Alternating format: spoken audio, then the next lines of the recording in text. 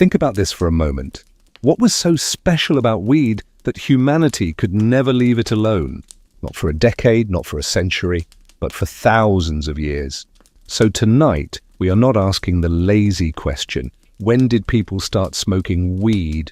We are asking something darker. Why did humans keep coming back to this plant again and again for thousands of years, even when kings feared it, doctors argued over it, empires taxed it, police hunted it, and governments built entire nightmares around it? What was hiding inside weed that made people turn it into rope, medicine, prayer, rebellion, crime, business, and comfort? And why did the same plant that once burned in ancient funeral tents end up behind glass counters, sold legally with a receipt, while other people are still sitting in prison because they touched it too early in history? That is the real story, not just weed, the human fear of anything that changes how we feel. So lower the lights, let the room get quiet because the first cloud of smoke is already rising. And once you step inside that tent, the story does not let you leave easily. You are standing now on the cold grasslands of Central Asia, around 500 years before the Common Era. The first thing you notice is not the smoke, but the size of the night. There is no city glow behind you, no road, no familiar place to return to. Only dark land stretching beneath a sky crowded with stars. Somewhere beyond the circle of firelight, horses shift their weight and breathe pale clouds into the frozen air. The people around you are Scythians, nomads of the steppe, riders and archers who carry their world with them across brutal distances. If you expected ancient cannabis to begin with something soft or lazy, this place corrects you immediately. Everything here feels hard, the ground beneath you, the wind against your face, the silence between the men gathered near the fire. Their bodies are wrapped in heavy felt and animal skins, their faces marked by weather, smoke, and long journeys across land that does not forgive weakness. A man at the entrance of the tent looks at you for a moment, then gestures with his hand. It is not exactly an invitation. It feels more like you have already been noticed by the night, and now the night has decided where you belong. You lower your head and step inside. Warmth hits your skin first, then the smell reaches you. Burned plant matter, hot stone, damp wool, animal hide, sweat, cold air trapped in clothing. It is not the clean, sweet smell people imagine when they think of incense. It is rougher than that, older than that, closer to earth and fire, and bodies trying to survive winter. Inside, several warriors sit low to the ground, their faces broken into moving pieces by the firelight. In the center, heated stones glow with trapped heat. Someone dropped dried cannabis seeds and flowers over them with the calm precision of a person repeating something that has been done before. The plant catches slowly at first, then the smoke begins to rise, twisting upward in thick, pale layers that fill the tent faster than you expect. Your throat tightens, your eyes sting. Breathing suddenly feels like something you have to think about. No one explains what is happening. No one turns to you and says, "This is sacred," or "This is medicine," or "This is how we speak to the dead." They do not need to explain it, because the mood inside the tent already tells you enough. One man closes his eyes and leans toward the smoke as if he is listening to it. Another begins to chant under his breath, not loudly, not dramatically, but in a low, repeating sound that seems to vibrate through the hide walls. Someone coughs hard into his hand, then laughs once, quietly, almost unwillingly, as if the sound escaped before he could stop it. And then you understand why the old Greek historian Herodotus wrote about this scene with such fascination. He described the Scythians heating stones, throwing cannabis onto them, and surrounding themselves with the vapor until they cried out with joy. Maybe he exaggerated. Maybe he misunderstood part of what he heard. Maybe he enjoyed making distant people sound stranger than they were. But standing here with the smoke pressing against your face and the chant moving through the tent like a slow heartbeat, it no longer feels like a ridiculous story. It feels possible, more than possible. It feels human, because this was not only about pleasure. That is the modern mistake. People hear cannabis smoke and immediately imagine relaxation, laughter, escape. But here, in this frozen world, the smoke belongs to something heavier. It rises near death. It appears in rituals. It moves through funeral spaces and cleansing rites, through moments when people are trying to cross a line they cannot see but deeply believe exists. The warriors around you are not casually passing time. They are sitting inside a belief system where smoke becomes a bridge between the body and whatever waits beyond the body. You rub your eyes and try to focus through the haze. The fire is low now, but the stones still breathe heat. Shadows move across the tent walls, stretching and shrinking with every flicker. The men around you seem less separate than they did before, their outlines softened by smoke until the whole room feels like one breathing thing. You cannot understand their words, yet you feel the seriousness underneath them. A plant is burning, but to them it is not just a plant. It is a door, or at least the closest thing they have to one. For a long time, modern scholars did not know what to do with stories like this. Ancient writers loved exaggeration. Travelers carried rumors. Greek historians were not exactly known for resisting a dramatic detail when one was available.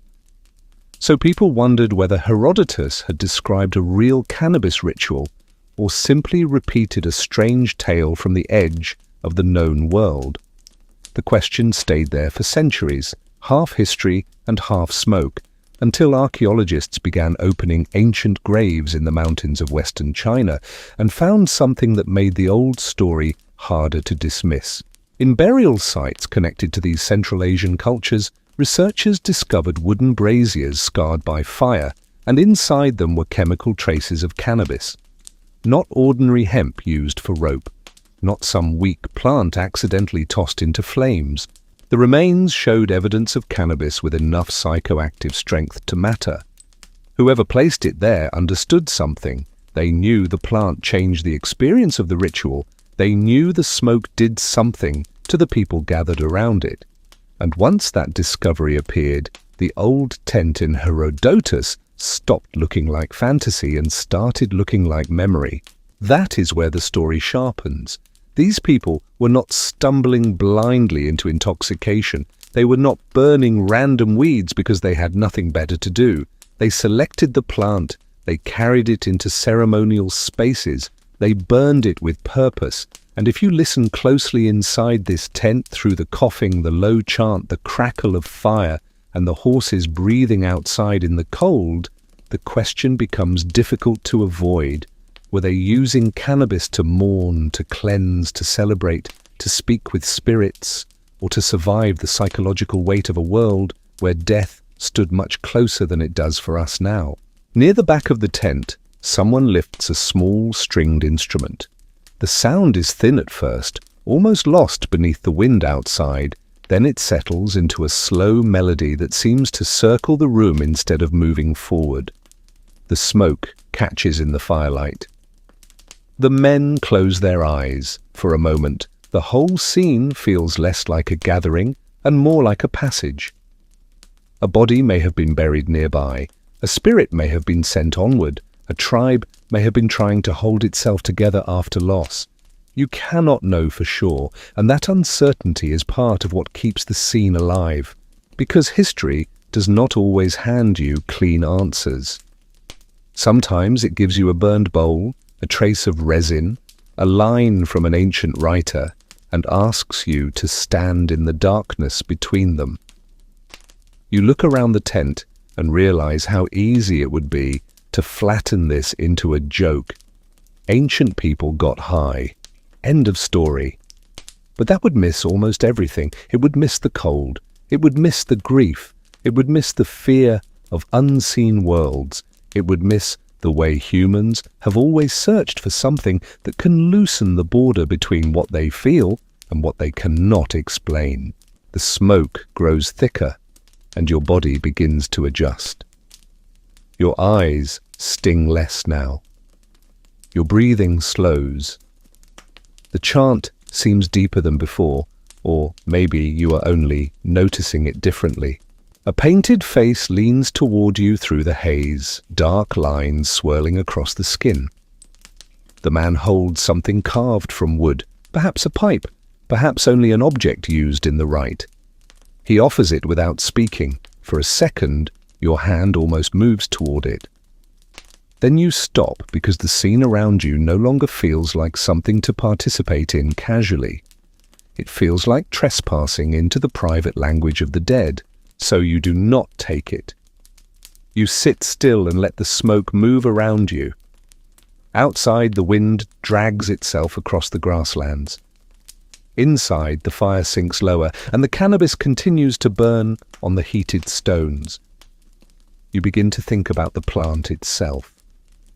Not the politics that will come later, not the laws, not the medical debates, just the plant growing somewhere under forgotten skies, waiting to be cut, dried, carried, burned, and given meaning by hands that never imagined a future where their ritual would become part of a global argument.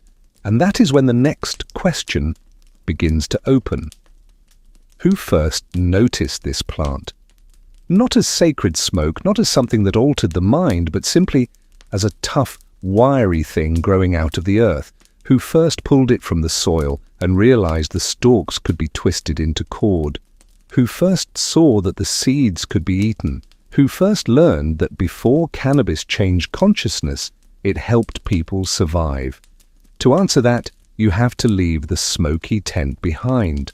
You rise slowly, the warriors barely look at you. They are still inside the ritual, still listening to the low song and the fire, and whatever the smoke is telling them. You duck through the tent opening and step back into the cold. The night hits your face like water. Behind you, the tent glows faintly from within, breathing smoke into the dark. Ahead of you, the grasslands stretch into a deeper past. The Scythians fade. The horses fade. The chanting becomes wind, and the story begins to pull you backward again, far beyond this funeral smoke, toward a time when cannabis was not yet a doorway to the unseen, but a tool in the hands of people trying to stay alive. The tent disappears behind you, but the question does not. It follows you into the cold like smoke caught in your clothing. Why this plant? Why here? Why did these people, surrounded by danger, hunger, death, and a world they could barely control, choose cannabis as one of the things they carried into the most serious moments of life? The night opens wider, the fire behind you becomes a dull red blur, and then time begins to move in the wrong direction. The warriors fade. The horses become shadows. The frozen grass bends backward into itself, and before you can understand what is happening, the smoke from the funeral tent turns into mist over wet green earth. You are no longer in the world of Scythian riders. You are much farther back, standing somewhere in ancient East Asia, in a time before cannabis had become a symbol of rebellion, before priests wrapped it in sacred meaning, before doctors argued over its power, before anyone thought to criminalize it, tax it, brand it, or sell it behind glass. Here, the plant does not arrive as a mystery at first. It arrives as a solution, tall stems pushing out of the soil, tough fibers hidden inside rough stalks, small seeds that can be gathered, roasted, pressed, eaten. Nothing here looks like the beginning of a global obsession, and that is exactly what makes it unsettling. Because sometimes the most dangerous stories do not begin with danger. They begin with usefulness. A woman sits outside a low shelter, scraping the stalk of a cannabis plant with a stone tool. Her hands move with a rhythm that feels older than language. She does not look amazed. She does not pause to admire the plant. She is not discovering magic. She is trying to make something that will not break. Around her, life is made of fragile things. Nets tear, baskets split, roofs leak, food runs out. The wrong knot can mean an empty stomach. The wrong cord can mean a shelter collapsing in rain. So when she pulls the fibers apart and twists them between her fingers, the question is not whether this plant can change the mind. The question is whether it can hold. And it does. That is the first secret cannabis gave humanity, long before the smoke, long before the visions, long before the fear. It held. It became rope. It became netting. It became rough cloth. It became a way to tie one object to another in a world where nothing stayed in place easily. A fish fighting in a river could tear weak fiber apart, but cannabis could resist. A small boat dragged toward shore needed cord that would not surrender to water, and cannabis could endure. A shelter in wind needed lines that would not fail during the night, and cannabis stood there quietly, useful enough to be remembered. You watch the woman test the cord. She pulls once, then again, harder. It digs into her fingers but does not snap. Someone nearby notices, a child watches, an older man bends closer. No one says anything dramatic because real survival rarely announces itself. But inside this simple moment is the beginning of a relationship that will outlive kingdoms. A plant has entered the human toolkit, and once a plant enters the toolkit, it enters the memory. Once it enters the memory, it starts traveling. This is where the mystery gets stranger. Cannabis did not spread across ancient life because people were chasing a high. It spread because it worked. It grew fast. It tolerated rough treatment. It gave fiber, seed, oil, and material that could be shaped into the small things that keep human beings alive. Across early settlements, people who had never heard of one another began to notice the same stubborn plant. One group twisted it into cord, another used it in cloth, another gathered its seeds near the fire. The plant was not famous, it was not forbidden, it was simply too useful to ignore. And yet usefulness alone does not explain everything. You step inside the shelter, and the air is low and warm with smoke from a cooking fire. Bundles of cannabis stalks hang near the wall, drying slowly in the heat. A rough mat lies on the ground, scratchy beneath the hand, but strong enough to survive months of use. Near the fire is a small bowl of seeds. Someone takes a handful, roasts them until the smell turns nutty and dark, then passes them along without ceremony. You taste one. It is earthy, oily, plain. There is no sudden brightness in the mind, no strange doorway opens, no hidden message rises from the flames, just food, just a small piece of survival. That should make the story simpler, but it does not. It makes it harder. Because if cannabis began as rope and food, how did it become smoke in a funeral tent? How did a plant used to catch fish and tie shelters become something people burned beside the dead? Somewhere between the woman twisting fiber and the Scythian warrior leaning into smoke, something changed. Not all at once, not in one clean moment, but slowly, across generations, through accident, memory, trial, and repetition. Human beings do not keep useful things in one category for long. A tool becomes a symbol. Food becomes an offering. A plant that helps the living may be placed beside the dead, because maybe the dead need help too. That is the part history cannot fully explain, but it keeps leaving clues. In some early burial contexts, cannabis appears not as smoke, not as a recreational object, but as a plant placed near the body.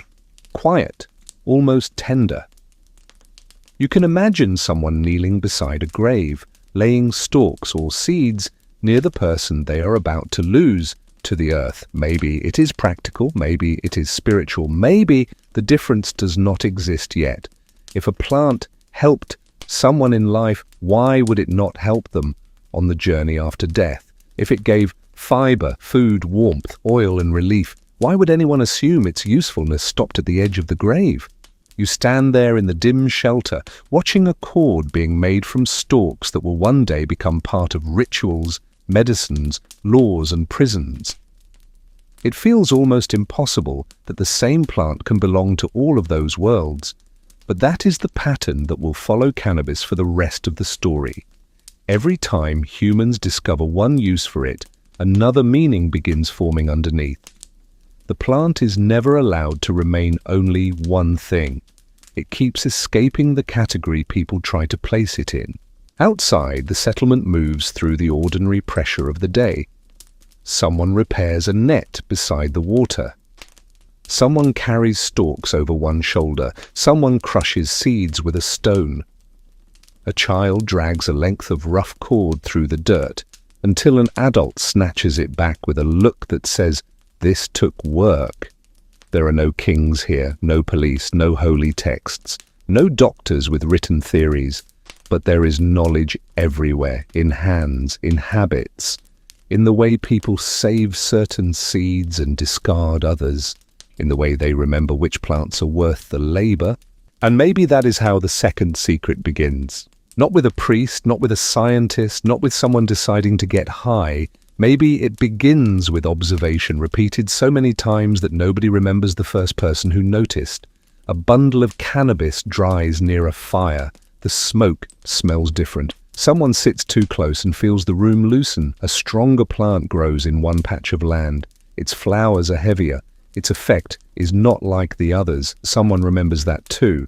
The next season, those seeds are saved. A small preference becomes a habit. A habit becomes cultivation. Cultivation becomes a hidden conversation between humans and plants. The plant changes because people choose. People change because the plant answers.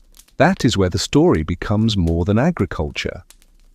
Early hemp may have been grown mostly for fiber, but the cannabis family is not one simple thing. Different plants carry different strengths, different smells, different effects. In some regions, especially closer to harsh mountain environments and certain parts of Central Asia, wild cannabis developed stronger chemical properties.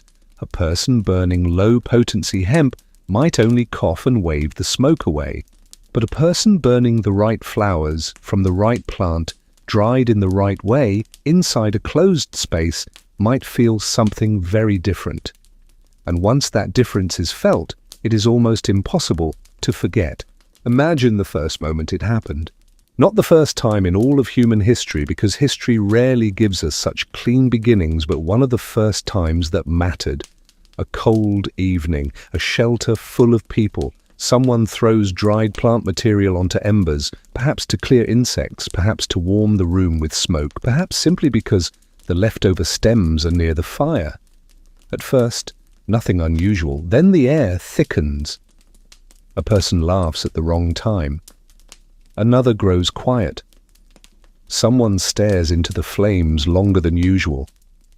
The old fear in the chest softens or deepens or changes shape.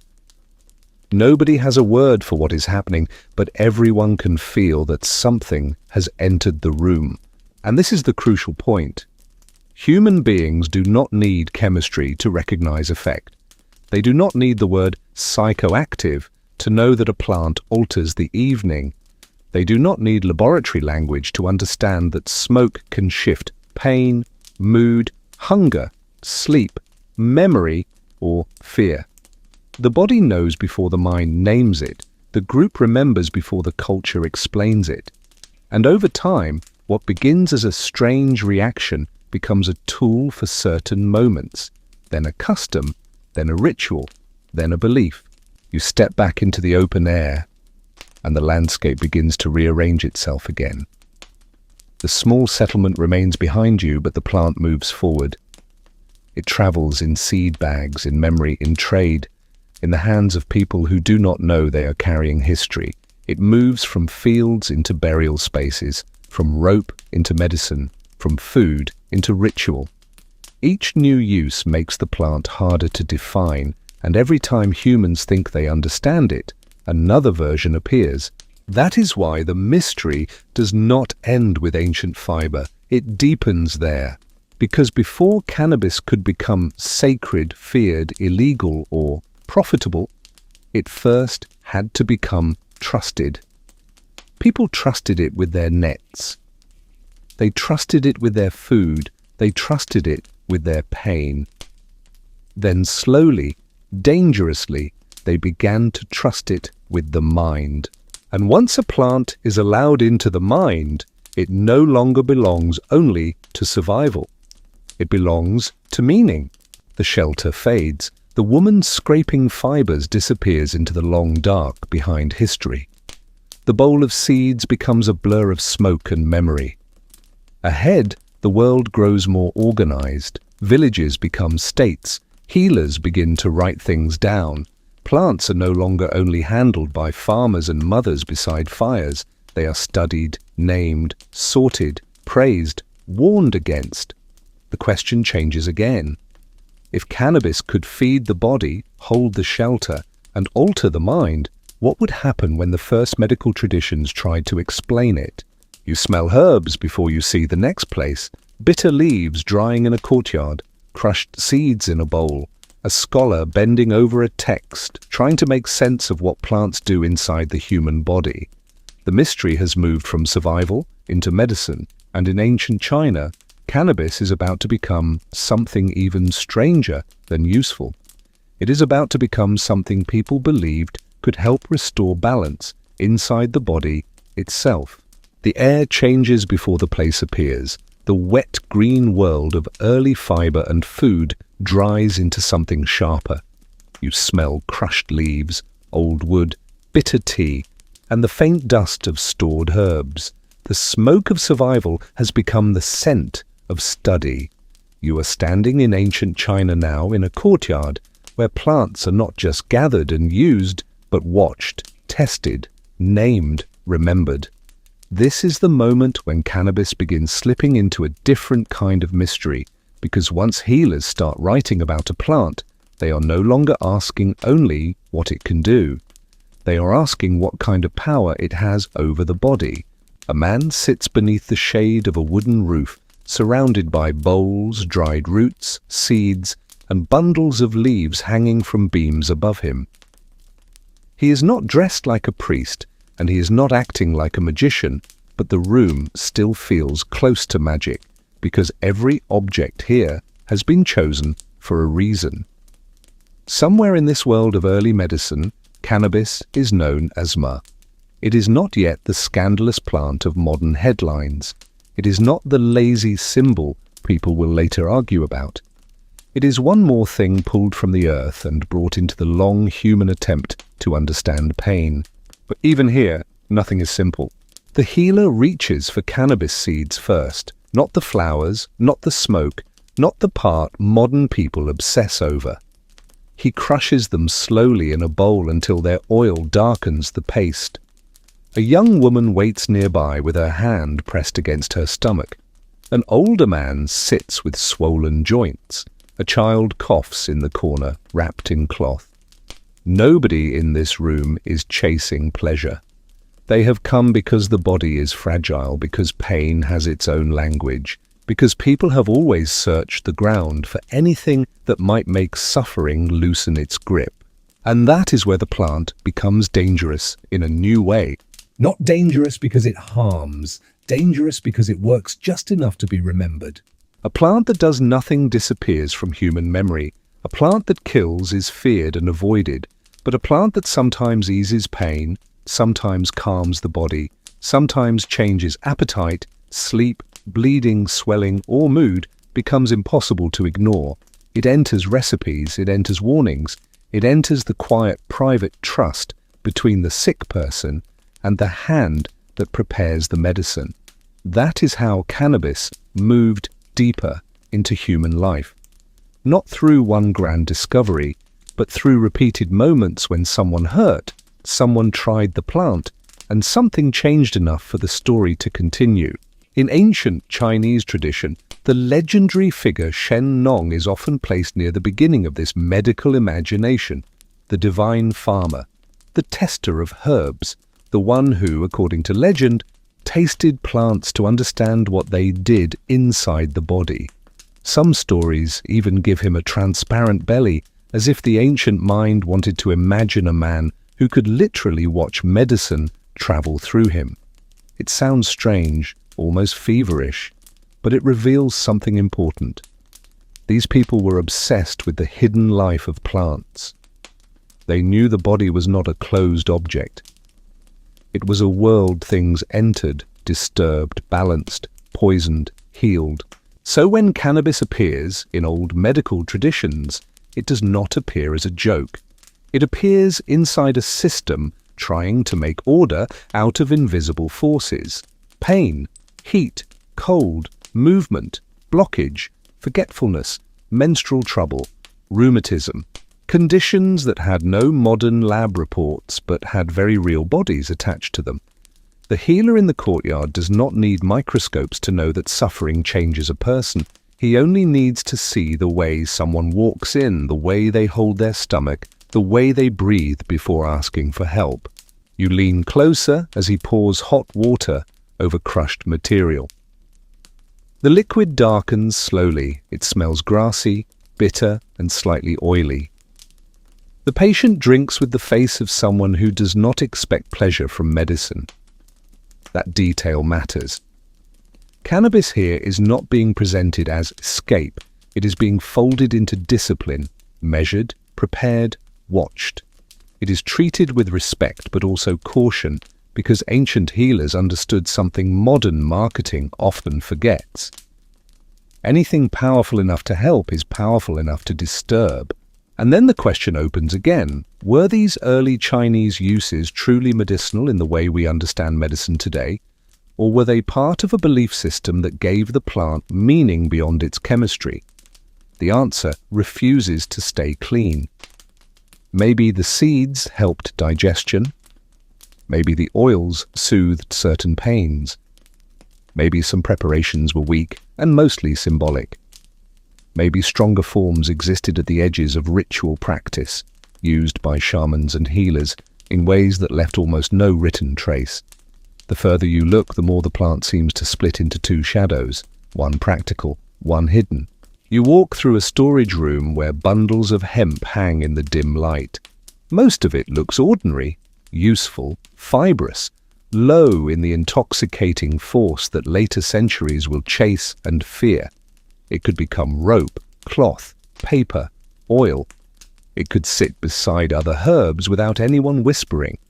But somewhere beyond this room, in colder valleys and high mountain corridors, other cannabis plants are growing stronger, resinous, stranger in their effect.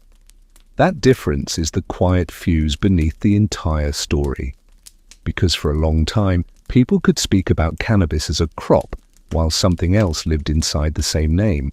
A servant opens a small wooden box and you see dried plant material wrapped carefully inside. The healer does not reach for it casually. His hand pauses, just for a breath. That pause tells you more than the written record ever could. Some plants are not ordinary remedies. Some are kept for certain patients, certain pains, certain rituals, certain risks. Maybe this preparation is meant for severe discomfort. Maybe for a person whose mind is restless. Maybe for a ceremony where healing and spirit are not separate ideas. Nobody says it aloud.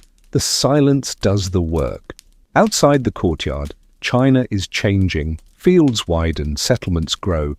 Knowledge begins to move with officials, healers, traders, monks, families, and travelers. Cannabis moves with them, but never as one single thing.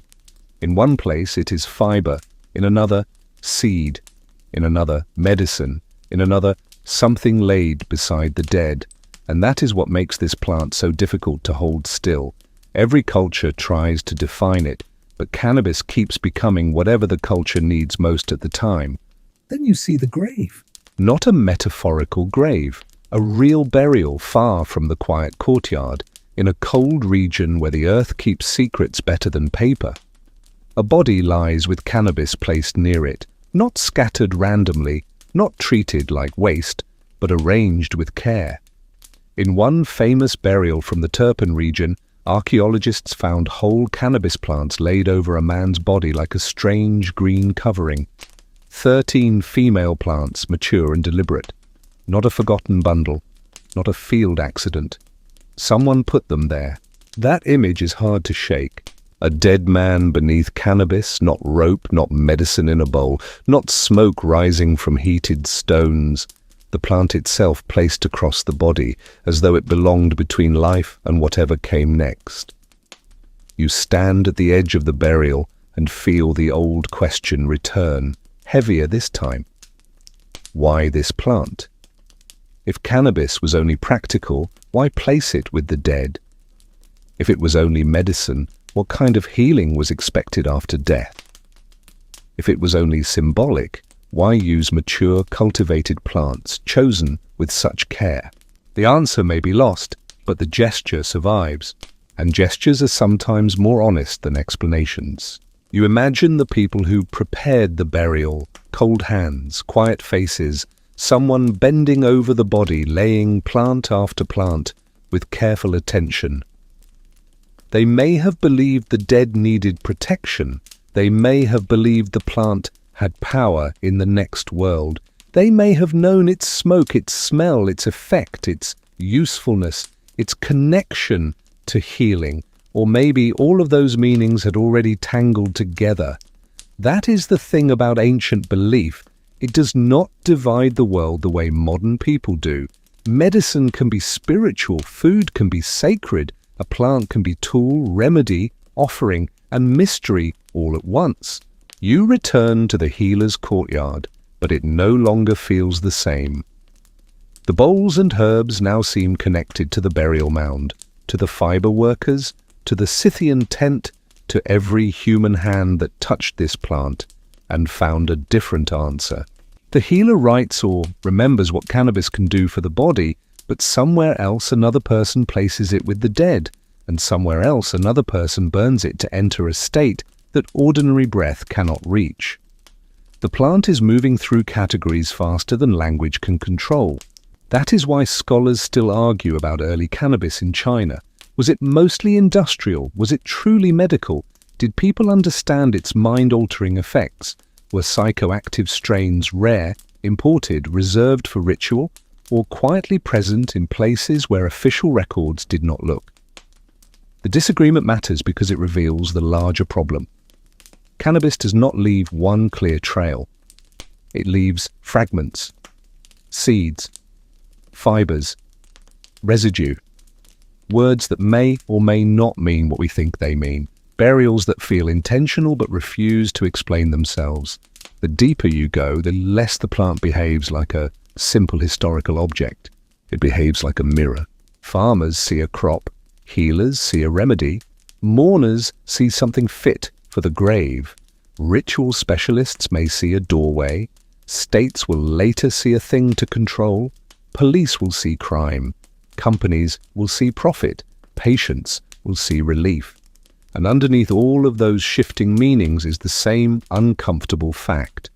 Cannabis changes depending on who is looking at it, but it also changes the person who uses it. That is why it keeps surviving every definition forced onto it. In the courtyard, the healer hands a cup to another patient. The person drinks slowly, eyes narrowing at the bitterness. Nothing dramatic happens. No visions, no collapse, no sudden revelation. Just a small act of trust between suffering and possibility. But in a story like this, small acts matter.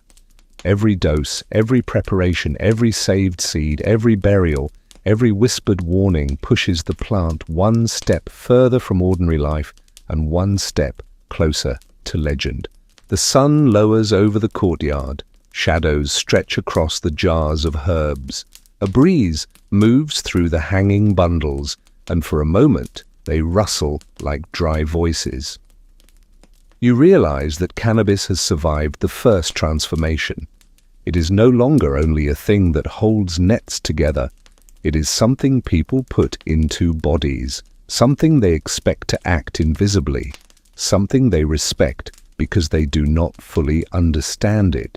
And once a plant enters the body as medicine, it becomes easier to imagine it entering the soul as something more. That is where the next part of the mystery waits. Because medicine explains pain, but it does not explain worship. Healing explains why people drink a bitter preparation in a courtyard, but it does not explain why an entire culture would begin to see cannabis as a gift from the gods. For that, you have to leave the orderly world of bowls, seeds, and careful healers. You have to step into heat, bells, milk, ash, prayer, and the long spiritual imagination of ancient India. The courtyard fades, the healer's hand becomes smoke. The bitter smell of medicine softens into sandalwood and warm milk. Somewhere ahead, voices begin chanting in rhythm. The air grows humid, the night fills with temple bells, and the plant that China tried to understand through the body is about to become something India will reach for through the divine. The first thing you feel is heat. Not the dry cold of the Central Asian steppe, not the controlled bitterness of an ancient Chinese courtyard, but a living heat that presses against your skin and settles in your lungs. The air is thick with dust, flowers, smoke, milk, sweat, and something sweet boiling in clay pots. Bells ring somewhere ahead, voices rise and fall in waves. The ground beneath your feet is warm. The world has shifted again, and cannabis has followed you into a place where medicine is no longer enough to explain it. You are in ancient India now, somewhere between the old sacred texts and the living breath of village ritual, and the plant does not feel like a quiet remedy here. It feels older than permission. It moves through myth, prayer, celebration, and fear with the confidence of something that has been welcomed into the spiritual life of a people who do not see the body and soul as separate rooms. If China tried to understand cannabis through balance, India begins asking a more dangerous question. What if a plant can change not only how the body feels, but how close a human being feels to the divine? That question is not spoken directly at first. It is handed to you in a cup. A man near a temple courtyard presses a cold green drink into your hands before you have time to ask what it is. The surface is pale and milky, flecked with ground leaves, spices, and tiny grains of crushed almond. This is bang, cannabis ground into a paste and mixed with milk, sugar, and flavor that tries very hard to make the bitterness behave. Around you, people move through color and noise. Marigolds hang in thick ropes. Ash-smeared holy men sit near stone steps. Children run past carrying offerings. Somewhere, a drum begins to repeat the same pattern until it feels less like music and more like a pulse under the skin of the crowd. You take a careful sip. At first it tastes strange, grassy beneath the sweetness, creamy and rough at the same time. Then nothing happens. That is almost the trick. The world does not split open immediately. The sky does not reveal a secret message. No god leans down from the clouds to explain the plant. Instead, the noise around you begins to soften at the edges. The heat feels less hostile. The chanting seems to take up more space inside your chest. You look at the cup and realize why this story could never remain only medical. Some effects are too subtle to call visions, but too powerful to ignore. Here, cannabis is not merely consumed. It is placed inside a relationship with the sacred. In some traditions, it is counted among plants with divine associations, linked especially with Shiva, the ascetic god who sits in meditation, wanders the mountains, destroys illusion, and carries in his image the frightening freedom of someone who has stepped outside ordinary life. The story goes that Shiva, exhausted under the sun, found shade beneath a cannabis plant, ate its leaves, and felt restored. Whether you read that as myth, metaphor, or memory, the meaning is clear. The plant is not just tolerated, it is invited into the spiritual imagination. And that is where the mystery sharpens again. Why would a society take a mind-altering plant and bring it so close to prayer? Why not hide it? Why not treat it as shameful? Why not separate it from sacred life the way later governments will try to separate it from respectable society? The answer may be that for many ancient cultures, altered consciousness was not automatically seen as corruption. Sometimes it was a doorway, sometimes it was discipline, sometimes it was risk. The problem was not always that the mind changed. The problem was whether the change had meaning. You move deeper into the festival. The sun has lowered, but the heat still hangs in the stones. A group of men sit beneath a banyan tree, passing a clay chillum from hand to hand. No one is rushing. No one is performing for strangers. A man closes his eyes before inhaling, holds the pipe as though it is part of a practice, then exhales upward in a slow stream of smoke that bends through the leaves above him. The gesture looks casual for only a second.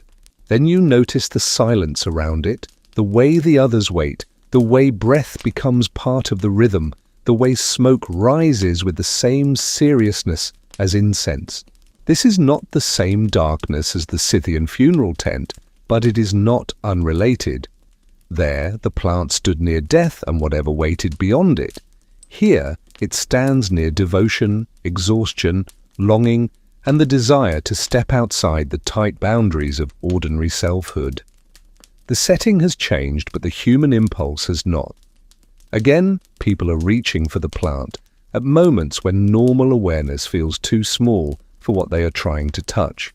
A sadhu watches you from the shade, his skin marked with ash, his hair coiled and heavy, his eyes bright in a way that makes it difficult to tell if he is amused, tired, or somewhere far from both. He taps the chillum lightly, says something you cannot fully catch, and the people around him laugh softly. Then the mood turns serious again with no warning. That shift unsettles you. Cannabis here is not only joy and not only solemnity, it moves between them, and maybe that is part of its power. It can loosen laughter from the body, then pull the mind towards silence a moment later. But do not mistake reverence for innocence. Ancient India did not treat cannabis as harmless candy. Traditional medicine and ritual culture often recognized it as powerful, and powerful things require rules. Bhang could be used in festivals, in devotion, in folk practice, in certain medical contexts, but that did not mean every use was considered wise. The same plant that could calm the body might cloud it. The same drink that could soften fear might also pull someone too far inward. Even within systems that respected cannabis, there was caution hiding under the devotion. A sacred plant can still be dangerous if handled without respect. And that tension makes the story feel more alive than any simple celebration ever could. You walk through a market where the plant appears in quiet forms, not always labeled, not always announced. A vendor stirs a green mixture into sweet milk. Another wraps a sticky preparation in a leaf. Someone talks about digestion. Someone else mentions sleep. Nearby, a pilgrim speaks of Shiva as if the plant belongs to him, while a more cautious elder shakes his head and warns that not every door should be opened by every person. The disagreement does not weaken the plant's importance. It proves it. Nobody argues for centuries about something meaningless. That is the pattern now. Wherever cannabis goes, it refuses to stay in one role. In China, it sat between medicine and mystery. In India, it moves between devotion and intoxication, between sacred offering and bodily effect. It can be part of a festival, part of a healing tradition, part of a wandering ascetics practice, part of a village recipe passed down without anyone writing it in a book. The more places you see it, the harder it becomes to answer the simplest question. What is cannabis actually for?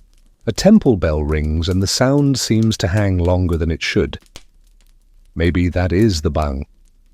Maybe it is the heat. Maybe it is simply the way sound behaves when thousands of people believe the same night matters. You sit near the edge of the courtyard, the cup still in your hand, and watch devotees move past carrying flowers, ash, milk, and flame. The plant is not the center of everything, but it is woven through enough of the scene that removing it would change the texture of the moment. It is not the god, it is not the prayer, it is not the whole ritual, but it sits nearby like a key that some people believe can make the inner door easier to find. And that belief raises a question that never fully disappears. Did cannabis become sacred because it truly helped people feel closer to the divine, or did people call it sacred because they needed a language for what it did to the mind? Maybe both answers are true. Maybe a plant does not have to prove divinity to become spiritually important. It only has to create an experience strong enough for people to build meaning around it. A softened fear, a deeper chant, a night of prayer that feels different from other nights, a moment where the self loosens and someone mistakes that loosening for contact with something greater. Or maybe they do not mistake it at all. That is what keeps the mystery open. The modern mind wants clean categories: drug or medicine, sacred or recreational, harmful or helpful, real effect or imagined belief. But in this world, those categories blur until they no longer hold. A person drinks bang because it is part of a festival, because it is linked to Shiva, because it calms the stomach, because it changes the mood, because everyone before them did it, because the body feels different and the difference feels meaningful. Which reason is the real one? The question almost collapses under its own modern arrogance.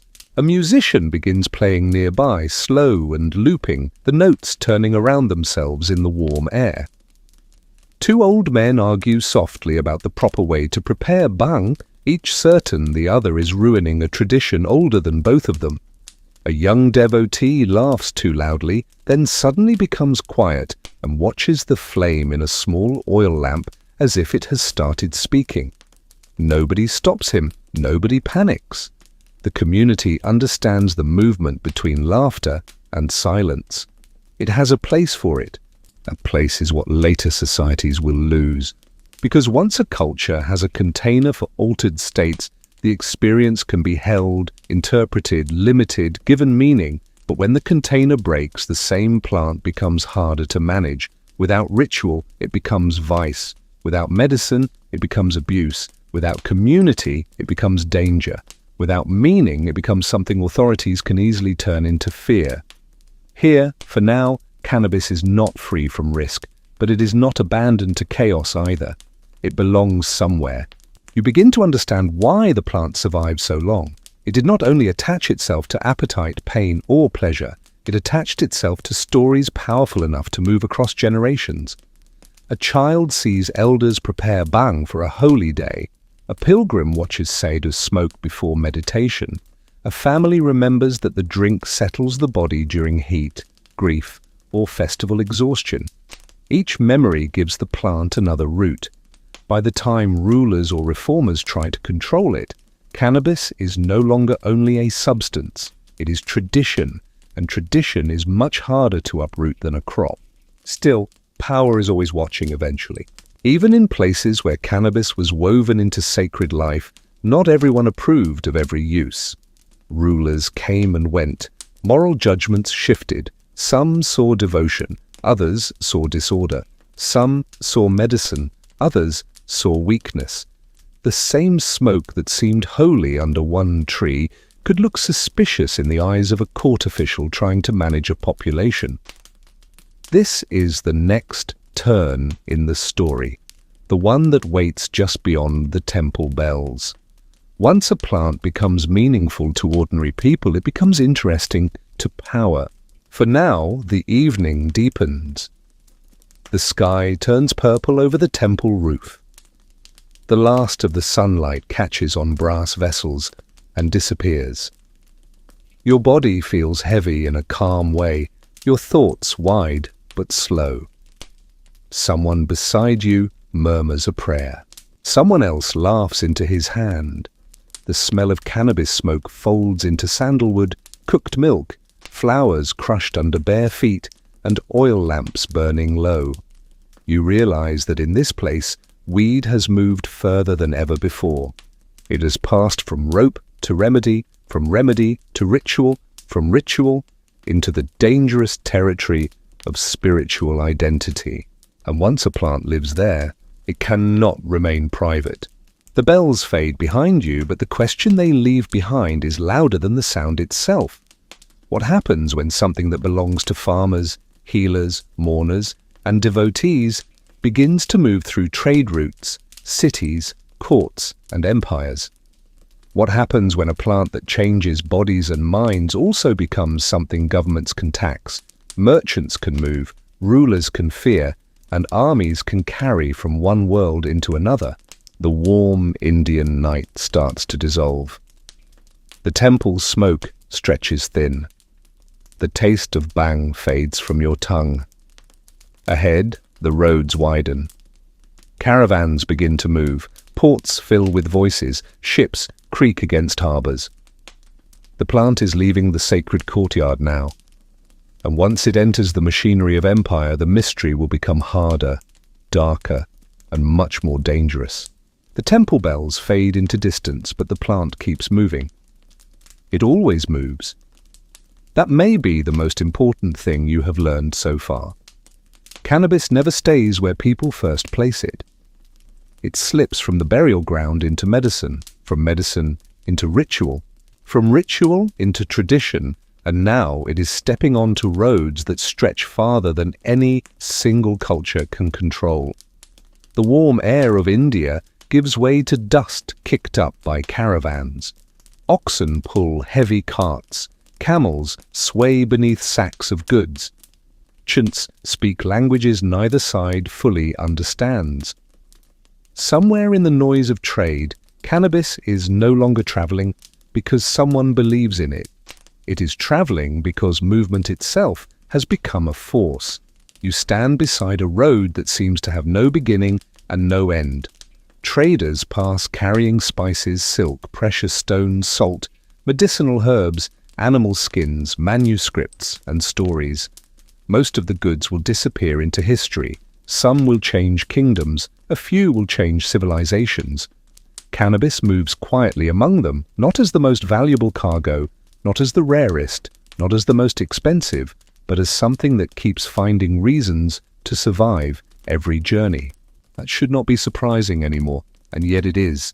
Because most plants belong to places. They thrive in one climate, one culture, one tradition. Cannabis behaves differently. It crosses boundaries with disturbing ease. It adapts.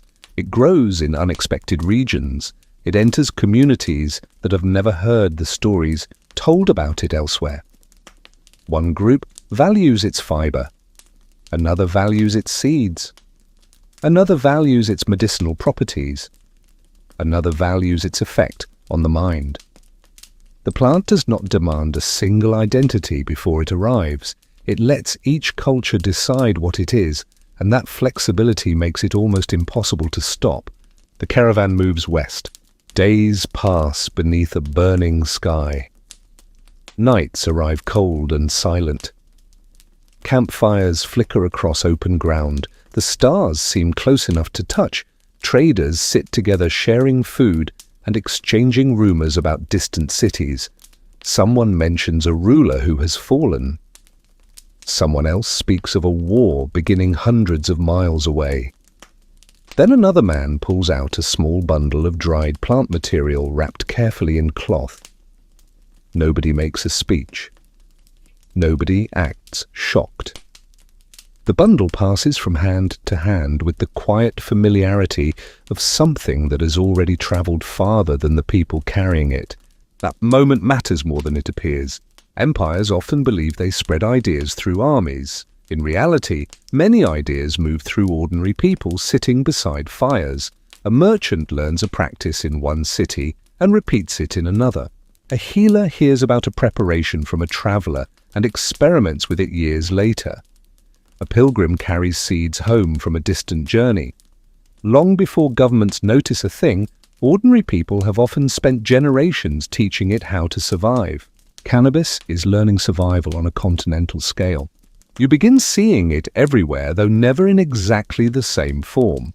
In one region, it appears in fields. In another, it is processed into rope strong enough for shipping and construction. In another, it enters local medical traditions. In another, it becomes associated with spiritual practices. The details change constantly, but the pattern remains. Every society touches the plant and leaves a fingerprint on it. The mystery grows because the plant seems capable of absorbing all of them without losing itself. Then the sea enters the story. The harbour smells of fish, tar, salt, sweat, and wet wood.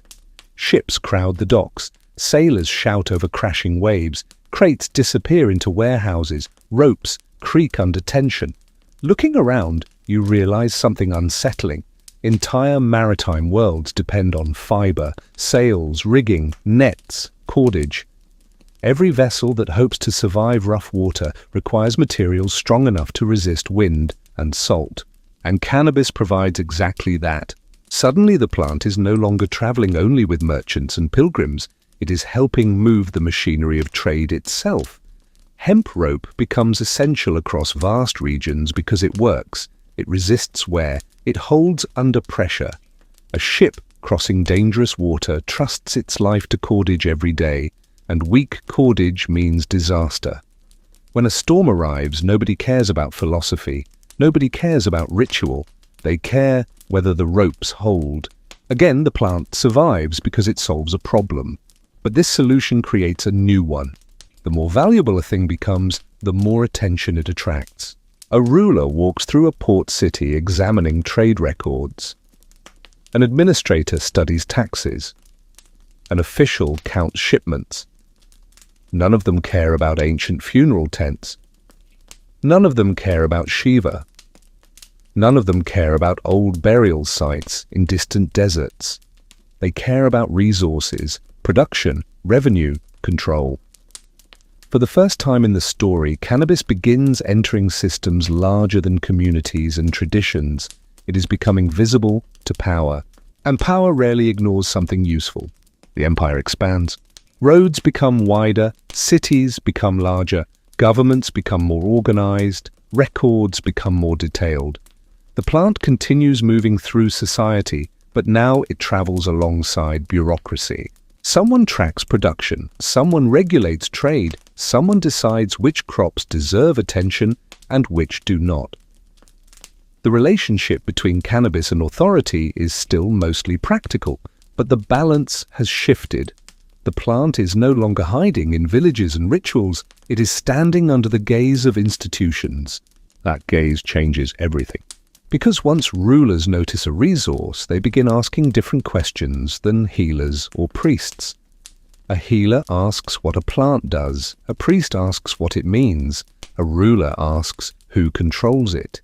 The difference seems small at first, then centuries pass. You walk through another city, another empire, another generation. The details blur together, but the pattern sharpens. Cannabis keeps surviving political change. Dynasties rise and disappear. Borders move. Languages evolve. Religions spread.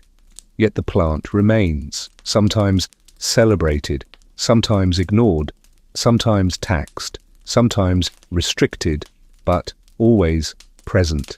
That persistence starts to look suspicious. Why does this plant keep returning? Why does it continue appearing wherever human beings build systems? Why do people keep finding new reasons to preserve it?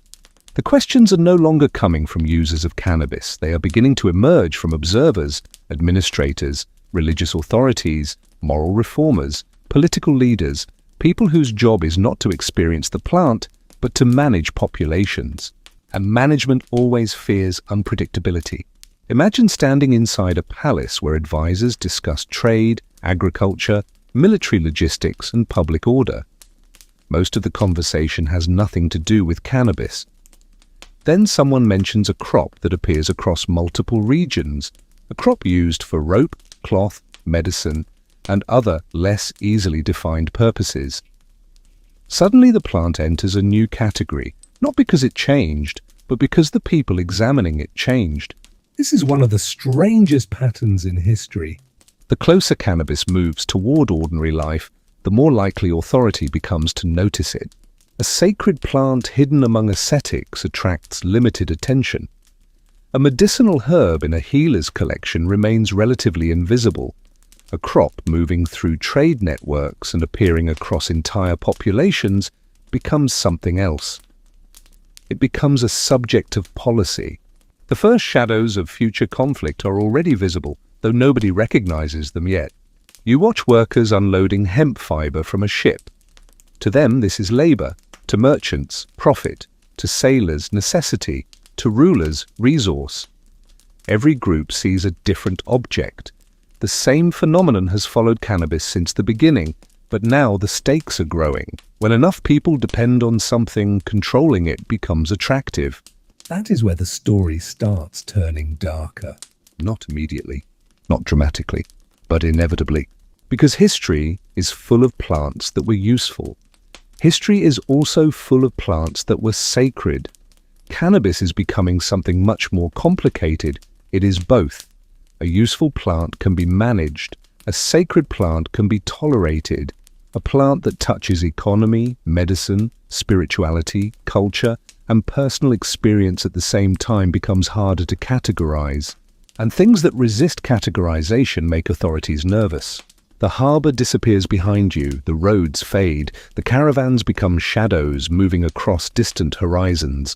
Ahead, larger cities rise against the sky, libraries grow, religious institutions strengthen, governments become more ambitious, human civilization is becoming more organized than ever before. That sounds like progress. For cannabis, it is the beginning of a problem, because for thousands of years the plant survived by fitting into many worlds at once. Now those worlds are becoming more centralized, more regulated, more concerned with defining what is acceptable and what is not. The question is no longer whether cannabis is useful. Nobody can seriously deny that anymore. The question is whether society is comfortable with something that refuses to remain only one thing. The answer will shape the next several centuries. For the first time, the mystery is no longer centered on the plant itself. It is centered on human control. And as kingdoms grow into stronger states, as religions become more organized, as rulers seek greater authority over daily life, a new tension begins forming beneath the surface of history.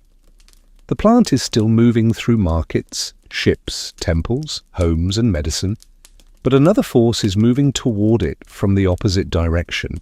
The desire to decide who gets to use it, the desire to define what it means, the desire to control what people are allowed to feel. And once that desire enters the story, cannabis stops being merely a plant. It becomes a problem for power. The roads darken ahead. The noise of trade fades into the distant sound of marching feet, religious debate, legal decrees, and political ambition. Somewhere beyond the horizon, rulers and institutions are preparing to ask a question no civilization has been able to answer consistently. What should be done with a plant that refuses to stay in its place? That question will lead to fear, restriction, contradiction, and eventually something far more powerful than regulation. It will lead to a battle over the human mind itself. The strange thing about power is that it rarely admits what it is truly afraid of, because rulers almost never stand before a crowd and say that a plant frightens them because it changes the way people think, the way they rest, the way they gather, the way they endure pain, the way they step outside the ordinary rhythm that society has built for them. And yet if you follow cannabis through the next turn of history, you begin to notice that the fear around it is no longer only about the plant itself, but about what happens when ordinary people discover something that can soften suffering without waiting for permission. You are walking now through a city that feels older than certainty, where narrow streets twist between stone walls, merchants shout over the noise of animals, religious voices rise from courtyards, and officials move through the crowd with the stiff posture of men who believe the world should be arranged into clean rules. Somewhere in this city, cannabis is still being used as fiber, still being prepared as medicine, still moving through private rituals and quiet habits. But something has changed in the air. The plant has become visible to people who do not touch it with curiosity or reverence. They look at it the way power looks at anything it does not fully command. At first, the concern sounds practical. A ruler wants to know how much hemp is being grown because ropes are needed for ships, cloth is needed for soldiers, and every useful crop eventually becomes part of taxation. A merchant wants clear rules because trade without rules creates risk. A physician wants access because patients keep coming with pain that ordinary remedies do not always answer. A religious authority watches the people who use cannabis to alter their state of mind and wonders whether the experience is devotion, disorder, weakness, or temptation. No single question is dangerous on its own, but together they create the first outline of a problem that will follow the plant for centuries. What is cannabis supposed to be? That question should be simple, but it refuses to stay simple. If it is only a crop, why does it appear near ritual? If it is only medicine, why do people use it when they are not sick? If it is only sacred, why does it move through markets? If it is only pleasure, why does it show up in pain, grief, worship, and labor? Every answer breaks as soon as you hold it too tightly, and this is exactly what makes power uncomfortable, because governments can control a thing more easily when they can name it, measure it, tax it, restrict it, and explain why the restriction is necessary. Cannabis keeps escaping the explanation. You pass a storage house where bundles of hemp are stacked in the shadows, and a clerk marks quantities onto a tablet with the bored seriousness of someone who thinks he is only counting rope. Outside, a healer slips a small preparation to a patient who has not slept properly in days. Farther down the street, a group of men sit behind a curtain, speaking softly as smoke curls upward and turns the air heavy. In another quarter of the city, a holy man says the plant quiets the noise of the world enough for prayer to become possible. Each scene is real to the people inside it, but no official document can hold them all without becoming confused. That confusion is the beginning of control. Not the loud kind at first, not soldiers smashing doors, not laws written in panic, just suspicion, a slight narrowing of the eyes, a warning from a pulpit, a tax added quietly, a rule about who may sell what and where, a physician allowed to use it while a laborer is shamed for doing the same. A ritual tolerated in one place and condemned in another. Power does not need to ban something immediately to begin changing how people feel about it. Sometimes it only needs to move a practice from the open air into the shadow. And once a plant moves into the shadow, people begin telling darker stories about it. You hear those stories gathering around you like distant thunder. A man says, "Cannabis makes workers lazy."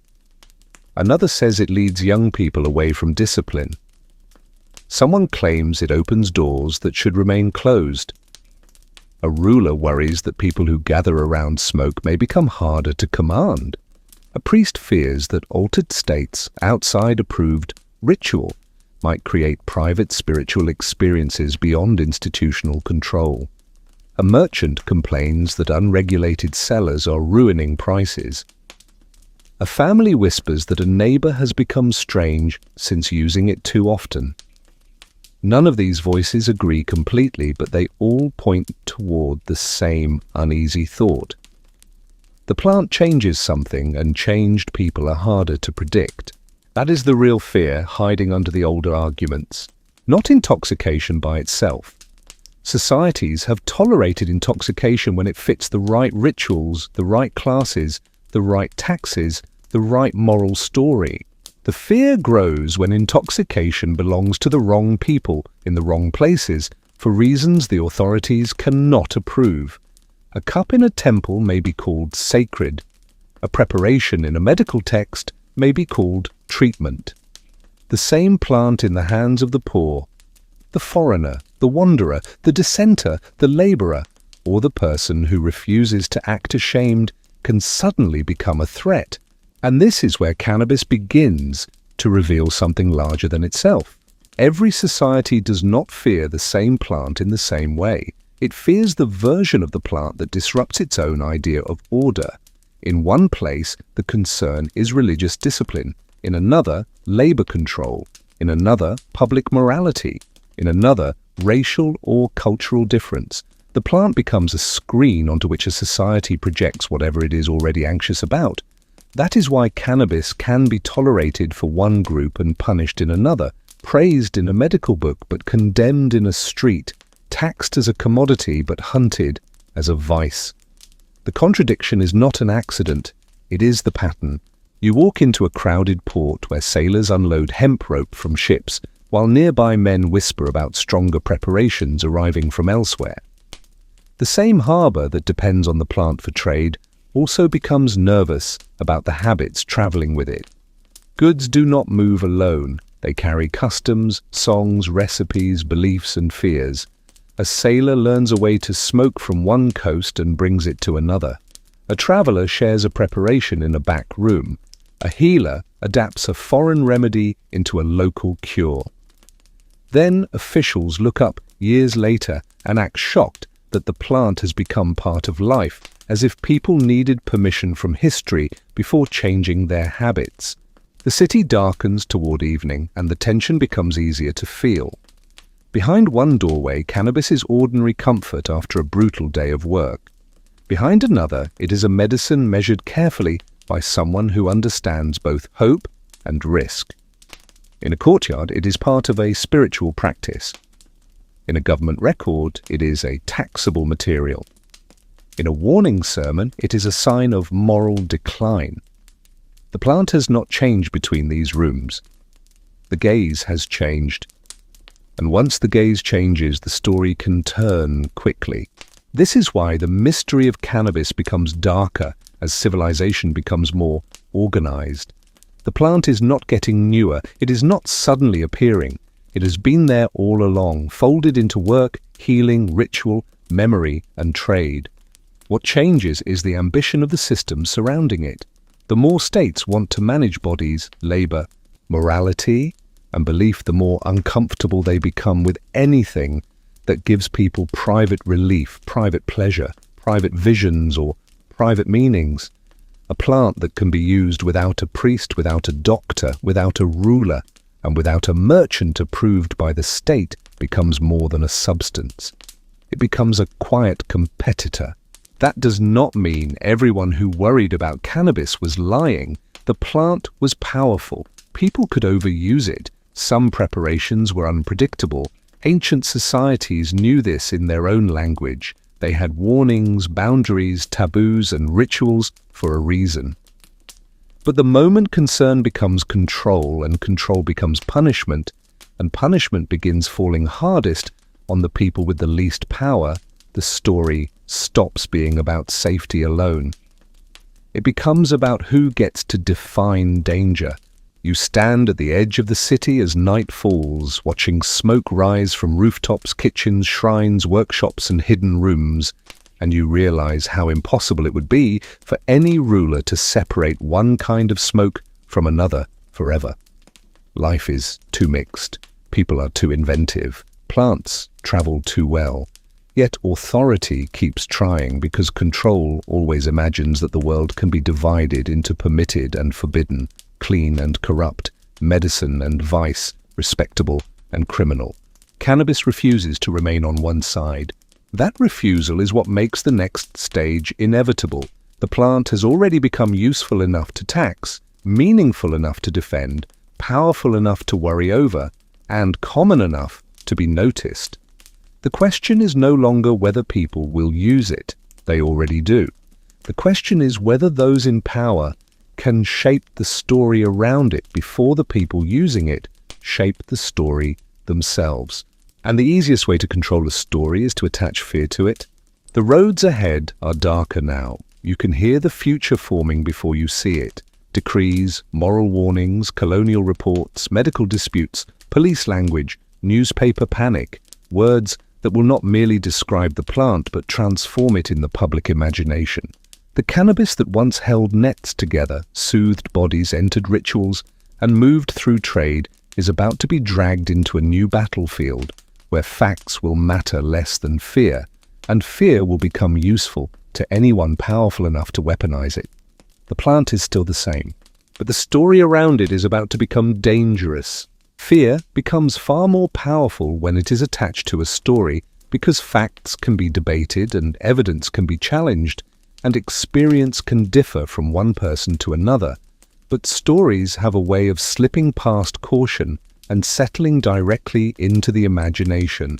And once a society begins repeating the same narrative, often enough people stop examining it and start living inside it, which is exactly what begins happening as cannabis moves into a new chapter of history, where the plant itself matters less than the image being built around it.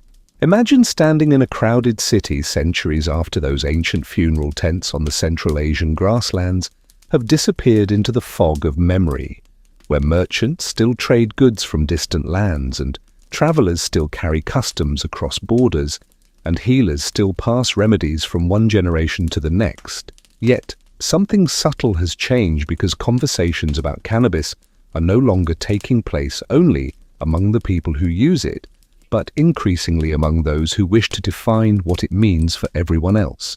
The transformation arrives slowly enough that most people never notice it happening, because dramatic revolutions attract attention, while gradual shifts often pass unnoticed.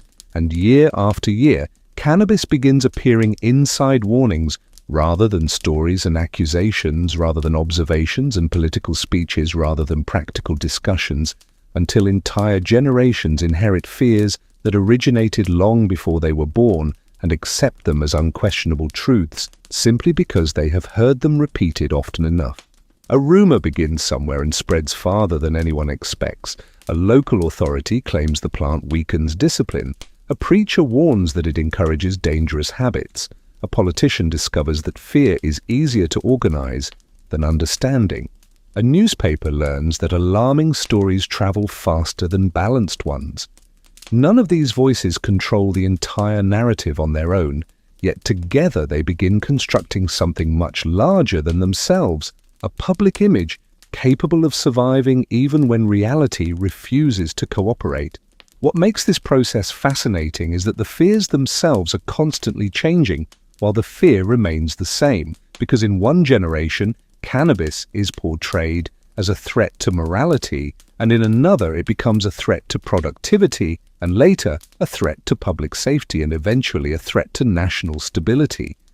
Yet beneath every new accusation lies the same uncomfortable reality that has existed for thousands of years, namely that societies often become nervous when large numbers of people embrace something that cannot be completely controlled by traditional institutions. You can almost watch the machinery of fear taking shape as if it were being assembled piece by piece in front of you, because each decade adds another layer to the story and each authority contributes its own interpretation, and each cultural anxiety attaches itself to the plant until cannabis begins carrying the weight of concerns that have very little to do with the plant itself and far more to do with whatever society happens to be worried about at that particular moment in history.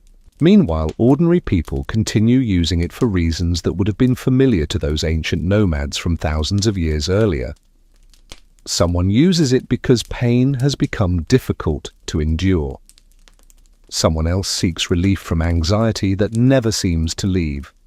Another person turns to it during grief. A laborer uses it after exhausting work.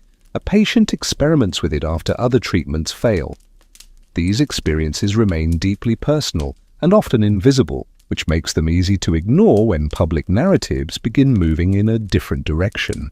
The distance between public fear and private experience grows larger with every passing generation, and eventually entire populations find themselves trapped between two competing realities, one constructed by institutions and repeated through official channels, and another lived quietly behind closed doors by people whose experiences refuse to match the warnings they hear.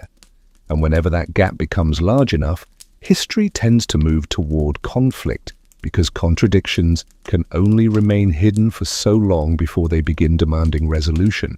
As the years pass, the language surrounding cannabis becomes increasingly dramatic, because fear always seeks stronger words in order to maintain its influence, and what was once described as unusual becomes dangerous, and what was once dangerous becomes corrupting, and what was once corrupting becomes catastrophic, until some people begin speaking about the plant as though it possesses almost supernatural power, despite the fact that it remains exactly what it has always been, a plant whose effects are real, but whose mythology is rapidly becoming larger than reality itself. Yet the more aggressively authorities attempt to control the story, the more difficult that story becomes to maintain, because human curiosity has a habit of growing strongest around forbidden things, and every prohibition creates new questions, and every warning inspires new investigations, and every attempt to bury a subject often guarantees that future generations will dig even deeper in search of answers. That is where the next phase of the mystery begins to emerge, because cannabis is no longer merely traveling through trade routes or religious rituals or medical traditions, but is now moving into the center of political battles and cultural struggles and moral campaigns that will reshape its reputation across entire continents. And the plant that once drifted quietly through history is about to become one of the most controversial substances on Earth.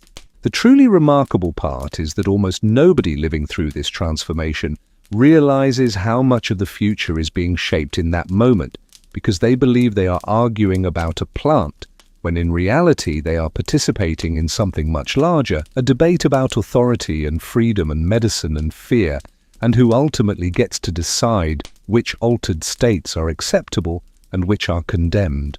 And as these arguments grow louder and spread farther across the world, the story of cannabis is about to leave the realm of ancient traditions and enter an age of propaganda powerful enough to influence governments, industries, police forces, courts, newspapers, and millions of ordinary people who have never touched the plant themselves, creating consequences that will echo for generations and setting the stage for one of the strangest chapters in the entire history of human fear. The moment fear becomes useful to powerful people, it begins moving faster than truth ever could, because truth usually arrives carrying nuance and uncertainty and questions that make people uncomfortable, while fear arrives with a clean enemy, a simple warning, and a story easy enough to repeat in a courtroom, a newspaper, a classroom, or a family dinner where nobody has actually seen the thing they are afraid of. You are standing now at the edge of the 20th century, and the world around you no longer feels ancient or sacred or slow. The streets are louder, the machines are faster, cities are swelling with workers, immigrants, music, poverty, ambition, resentment, and all the hidden pressures that modern life creates when millions of people are pushed together and told to behave. Somewhere in the middle of that noise, cannabis is still there, but the way people talk about it has started to change. It is no longer just a plant moving through medicine, ritual, labor, and private relief. It is becoming a symbol, and symbols are easier to attack than reality.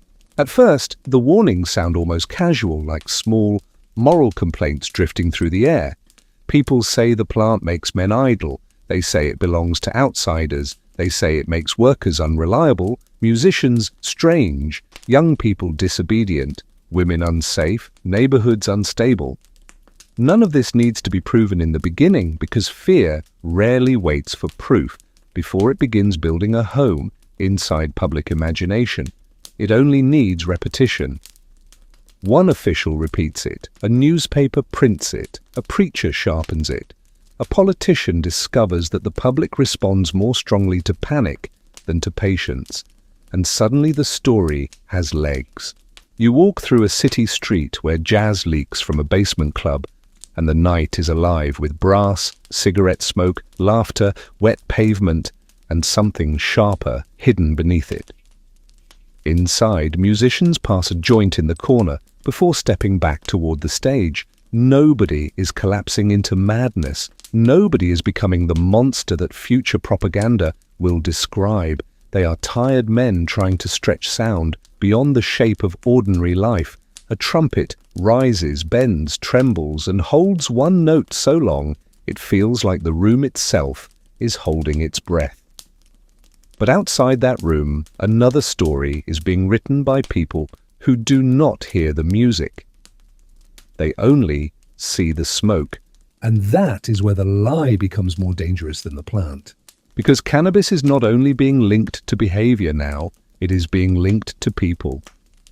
Mexican immigrants, black musicians, poor communities, foreign workers.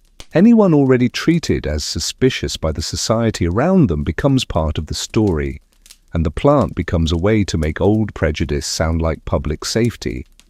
The language changes. Cannabis becomes marijuana in the American imagination, not because the plant has changed, but because the word itself can be made to sound foreign, threatening, unfamiliar. A name becomes a weapon before the law even arrives. You stand beside a newspaper stand in the 1930s and watch headlines turn absurdity into authority. A violent crime happens somewhere and cannabis is dragged into the story whether it belongs there or not. A young person behaves badly and the plant is blamed. A musician is arrested and the arrest becomes evidence of a larger moral disease. The articles do not ask what cannabis actually does. They ask what kind of nightmare can be attached to it. Madness, violence, corruption, sexual panic, social collapse. The louder the claim, the farther it travels. And you see him, Harry Anslinger, standing at the center of the storm with the cold certainty of a man who understands that fear can become policy if repeated with enough confidence. He is not discovering cannabis. He is not carefully weighing ancient medicine, ritual use, social reality, or scientific uncertainty. He is building a case, and the case does not need to be balanced because balanced arguments do not move frightened nations as quickly as moral panic does. He understands something brutal about public life. If you can convince people that a plant is connected to the groups they already distrust, you do not have to prove very much after that. You move through government offices where papers are stacked, letters are typed, and testimony is prepared with the stiff language of official certainty. Outside, ordinary people continue living inside complicated reality, but inside these rooms, reality is being flattened into a weapon. Cannabis is no longer fiber, no longer medicine, no longer ritual, no longer comfort after work or inspiration before music. It is being rewritten as a threat that must be stopped before it spreads. And once the government begins telling that story, the country starts hearing it as fact. The strangest part is how quickly the old history disappears. For thousands of years, cannabis had been useful, sacred, medicinal, ordinary, controversial, and complicated. But propaganda does not like complicated things. It burns away the parts that make people hesitate. It does not show the healer preparing a remedy. It does not show the ancient mourner placing cannabis near the dead. It does not show the farmer growing hemp for rope or the patient trying to eat through pain. It shows one image again and again: the dangerous user, the corrupted youth, the outsider, the criminal, the person society has already been taught not to trust. You find yourself inside a theater in 1936 watching reefer madness flicker across the screen like a fever dream pretending to be a warning. Teenagers smoke cannabis, and within minutes the film throws them into violence, hysteria, desire, insanity, and ruin with such wild exaggeration that part of you wants to laugh. But then you look around the theater and realize people are not only laughing, some are believing, some are afraid, some are leaving with a story they will repeat later as if they witnessed evidence instead of propaganda. That is the power of a bad story told at the right moment. It does not need to be true forever. It only needs to be useful long enough to become law. By 1937, the Marijuana Tax Act moves through the system, and suddenly the plant that had lived for millennia in the hands of farmers, healers, mourners, musicians, patients, and ordinary people is pushed into the machinery of federal restriction. There are objections. Medical voices warn that the panic is exaggerated. Some people try to explain that cannabis has legitimate uses, but fear is louder now, and the room has already decided what kind of story it wants to hear. The law passes, and with it, cannabis crosses a line that will change millions of lives. From that moment, the plant becomes easier to punish than to understand. You walk out of the courtroom and into a country that has learned a new reflex. Suspicion first. Evidence later, if ever. A farmer growing hemp begins to look too close to a criminal. A musician smoking after a set becomes a threat to order. A poor man with a small amount becomes an example. Communities already watched by police become watched more closely. The plant has not become more dangerous overnight, but the consequences of being connected to it have become far more severe. And yet the contradiction appears almost immediately. Because during World War II, when the government needs strong fiber for rope, uniforms, canvas, and military supplies, the same country that helped demonize cannabis turns around and tells farmers to grow hemp for victory. The irony is almost too sharp to touch. One version of the plant is patriotic, another version is criminal. One field is useful to the state, another is a danger to society. The distinction may have practical reasons, but the contradiction reveals something deeper. The government was never only afraid of the plant, it was afraid of the meanings attached to certain users. You stand in a field during the war years as farmers harvest hemp under official encouragement, and for a moment history looks like it might correct itself. The plants sway under the sun, machines cut stalks, workers bundle fiber. Government films explain how valuable hemp can be. Nobody screams about madness. Nobody says the crop will destroy civilization. It is rope now. It is war material. It is useful. So the fear is temporarily put away like a costume waiting backstage. But when the war ends, the costume returns. The fields shrink. The official enthusiasm disappears. Cannabis remains trapped inside the darker story built around it, and the law keeps tightening around the people least able to resist it. The plant moves back into shadow, but it does not vanish. Nothing with roots this deep disappears because a government tells it to. It goes underground. It enters coded songs, quiet rooms, hidden gardens, jazz clubs, beat cafes, prison records, and the private lives of people who know the public story is too simple to be true. You hear it in the music first.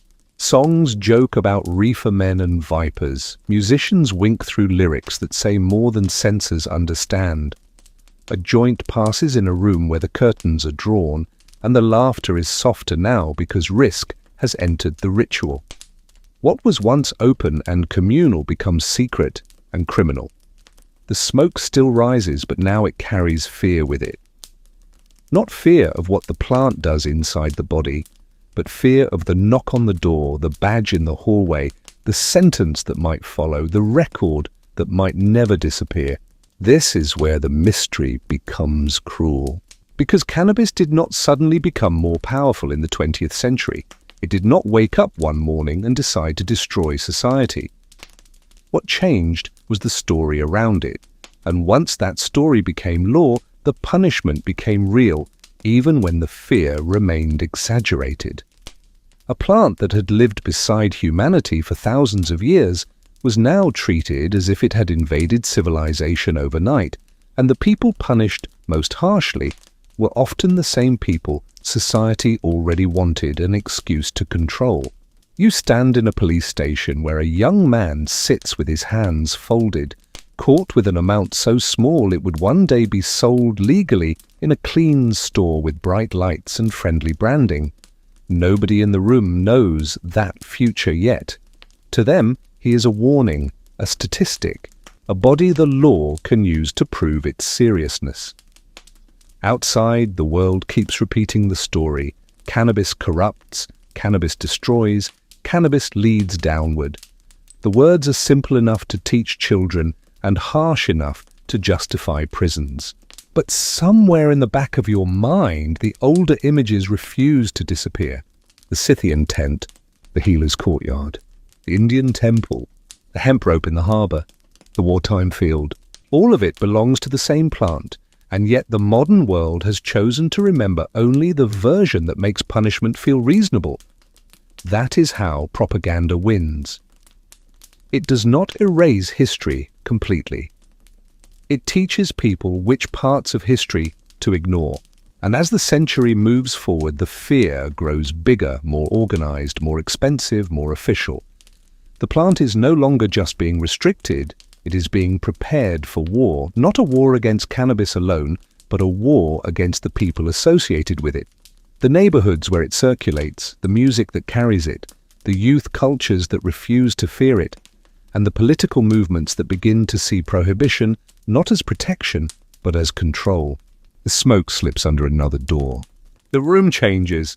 Jazz fades into protest songs, courtrooms grow colder, police budgets rise, politicians discover that promising to fight drugs is easier than solving poverty, racism, illness, trauma, or despair. The plant remains small enough to fit inside a pocket, but the system built around it becomes enormous. And this is where the next question waits, heavier than all the others. If cannabis had been with humanity for thousands of years, why did the modern world decide it needed a war? The phrase itself sounds noble when you hear it for the first time because a war is supposed to be fought against something dangerous, something invading, something threatening the safety of ordinary people. And that is exactly why the slogan worked so well, because most citizens never stopped to ask the uncomfortable question hiding beneath the surface, namely, how a plant that had existed openly across continents for thousands of years could suddenly be described as an existential threat requiring billions of dollars, militarized policing, international treaties, overflowing prisons, and generations of fear.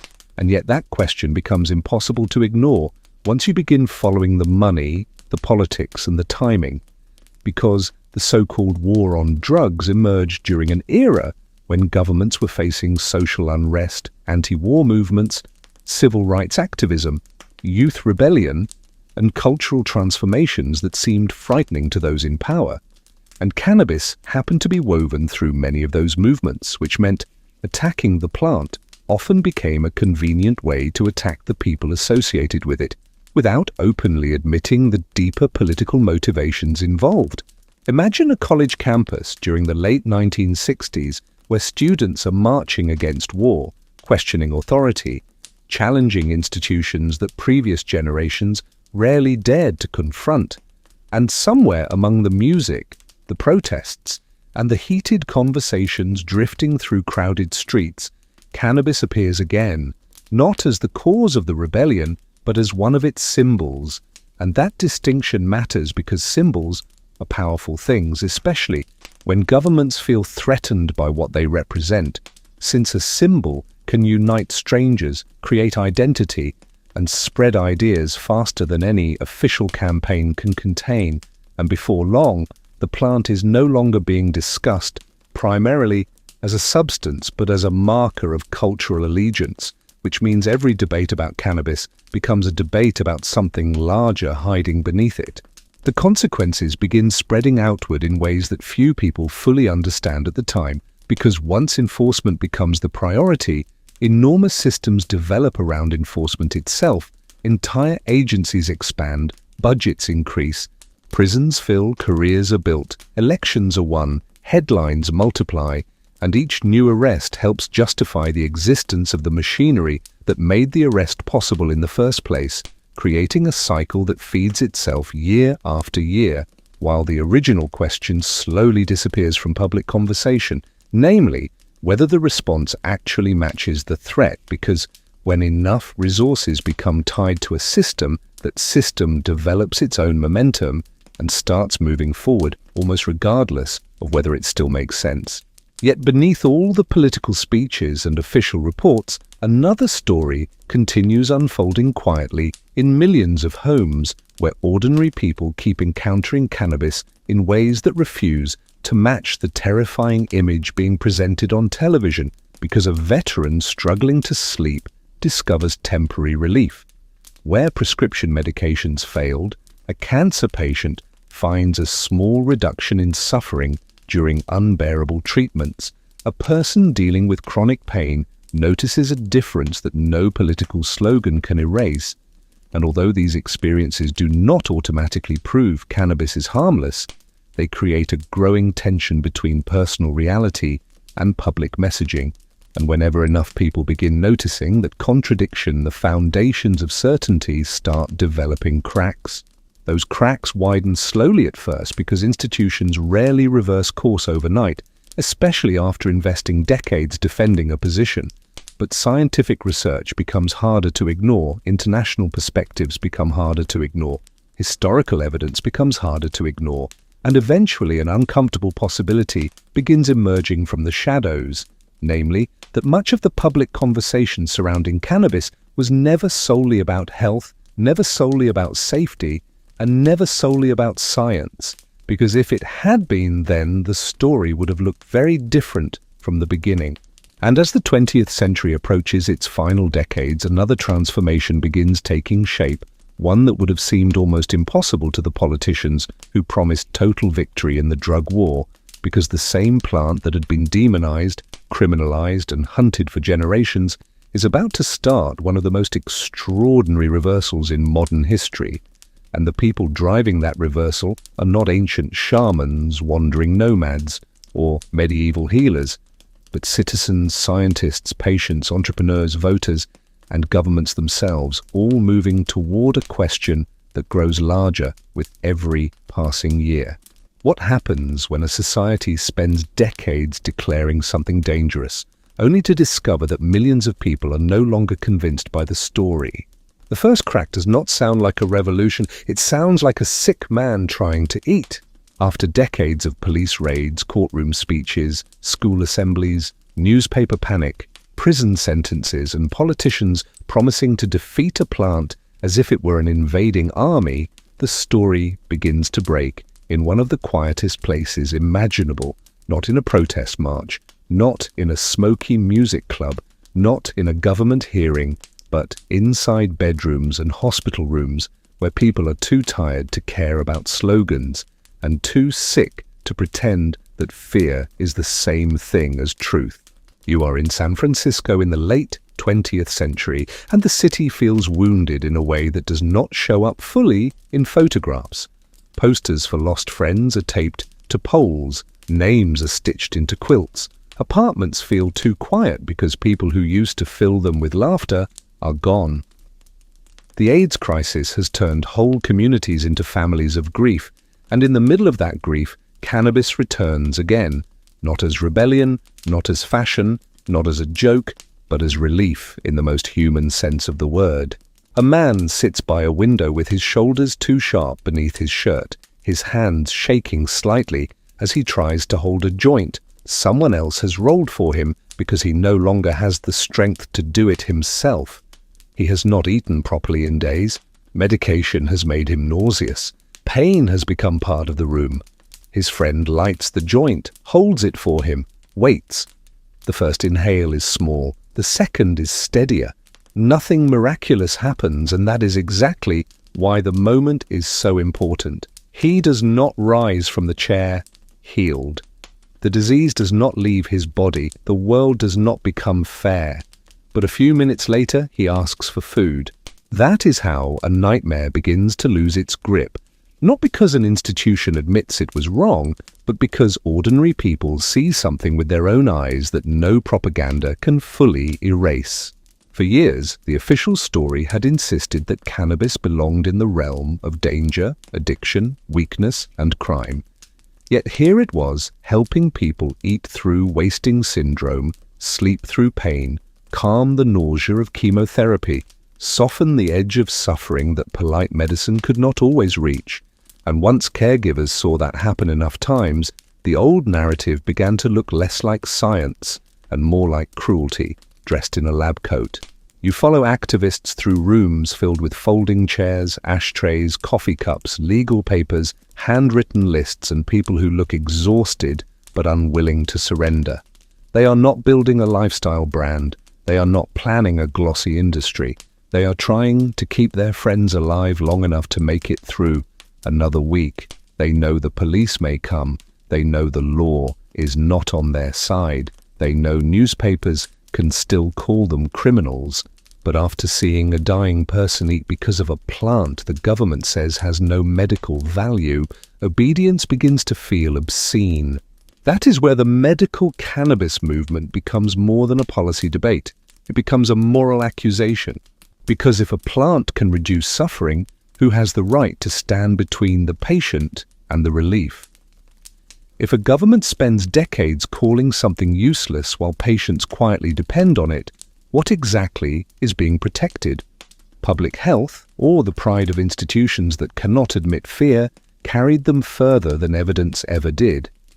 The question spread slowly at first, from patients to caregivers, from caregivers to doctors, from doctors to activists, from activists to voters, until the old wall begins to shake from pressure it was never built to withstand. In 1996, California voters pass Proposition 215, and the moment does not look as cinematic as it feels. There are no ancient bells, no funeral smoke, no warriors around heated stones, no gods leaning over a mountain. There are ballot papers, campaign offices, tired volunteers, patients watching television with their hearts in their throats. Then the result arrives and something impossible becomes legal. For the first time in modern American history, medical cannabis steps out of the shadows through the voice of voters rather than the permission of federal authorities. But freedom does not arrive cleanly. The federal government does not simply lower its head and apologize. Dispensaries are still raided, patients are still threatened, activists are still arrested, doctors are watched. Businesses open and close under the pressure of laws that contradict each other so badly they almost feel designed to confuse everyone involved. In one room, a patient is legal under state law. In another room, the same patient is still connected to a federally illegal substance. The plant is both medicine and crime depending on which authority is speaking, and that contradiction becomes impossible to hide. You walk into one of the early cannabis buyers' clubs and it looks nothing like the polished dispensaries that will come later. The lighting is plain, the furniture is tired. There are jars, paper forms, people speaking softly, patients waiting with the guarded hope of those who have learned not to expect kindness from systems. Someone in the back rolls joints for people too weak to roll their own. Someone else explains strains in practical language, not marketing language. This place is not glamorous. It feels closer to a shelter, a clinic, and a church basement all at once. That is the part people forget when they see modern cannabis stores with white counters and loyalty programs. The legal industry did not begin with luxury. It began with sickness, with risk, with people who were tired of watching friends suffer while officials repeated old lines that no longer sounded believable. Before cannabis became a market, it became a refuge. And once refuge becomes visible, public opinion begins to shift. The images matter. A cancer patient being arrested does something to the conscience that a policy paper cannot. A person with AIDS explaining that cannabis helps them eat breaks through decades of cartoonish warnings. A mother giving testimony about seizures, pain, or nausea forces people to reconsider what they thought they knew. The plant that had been framed as a threat begins appearing beside wheelchairs, hospital beds, medicine cabinets, and families who do not look like the monsters propaganda promised. Then science begins catching up to what patients had been saying for years. Researchers study cannabinoids with greater seriousness. Doctors debate potential uses and limitations. The endocannabinoid system, a biological network most people had never heard of, begins entering public conversation, and suddenly the old claim that cannabis has no medical relevance starts sounding less like a conclusion and more like a political position that was declared too early and defended too long. The science is complex, imperfect, and still developing, but that is the point. Complexity returns, the story becomes harder to flatten. And fear hates complexity. As the medical movement spreads, state by state, the contradiction grows larger. One state opens a path for patients, another refuses. One city tolerates dispensaries, another raids them. One doctor recommends cannabis for pain, another fears losing a license. One family finds relief, another watches a relative go to jail for the same plant. The map becomes a patchwork of mercy and punishment, and every border turns into a moral question. How can relief be legal on one side of a line and criminal on the other? How can the same plant be compassion in California and contraband somewhere else? By the early 21st century, the old wall is no longer cracking quietly. It is cracking loudly enough for politicians to hear. Public opinion shifts, not all at once, not cleanly, but steadily. More people know someone who uses cannabis medically. More people begin questioning why prisons are filled with non-violent drug offenders. More people notice the racial disparities that had been hidden under the polite language of law and order. More people realize that the war on cannabis did not land equally across society because some communities were devastated by enforcement, while others used the same plant behind closed doors and never saw a courtroom. That realization changes the debate again. Medical relief opens the door, but justice keeps it from closing. Because once the public begins accepting that cannabis can help patients, the next question arrives with uncomfortable force. What about the people already punished for it? What about the man who lost years of his life for possession? What about the family broken by a sentence? What about the communities watched, searched, raided, and marked for decades? What about the people who were criminalized before the plant became respectable enough for investors? The story moves into Colorado and Washington in 2012, when voters approve recreational legalization, and the moment feels almost unreal because the plant that once appeared in propaganda films as a gateway to madness is now being brought into regulated markets by ballot measure. Not medicine this time, adult use. Open acknowledgement that people are going to use cannabis, and that criminalizing them may have caused more harm than the plant itself. The old fear does not vanish, but it loses control of the room. You stand outside a dispensary on the first day of legal sales, and the line wraps around the block. People laugh, cameras flash. Some are curious tourists. Some are long-time users who never thought they would buy cannabis without looking over their shoulder. Some are older patients who once hid it from neighbors. A man near the front wipes his eyes and pretends the cold is bothering him, but you know that is not it. He is standing in public for something he once could have been jailed for. That kind of moment carries more history than the receipt in his hand can show. Inside, the store is bright, regulated, almost absurdly normal. Product jars sit behind counters. Labels list percentages. Employees explain effects with the calm voice of someone selling tea, medicine, and controlled risk all at once. The transformation is so fast it feels almost insulting. Yesterday, danger. Today, retail. Yesterday, shame. Today, tax revenue. Yesterday, criminal evidence. Today, a branded pre-roll in child-resistant packaging. And there, right inside the celebration, the next contradiction appears.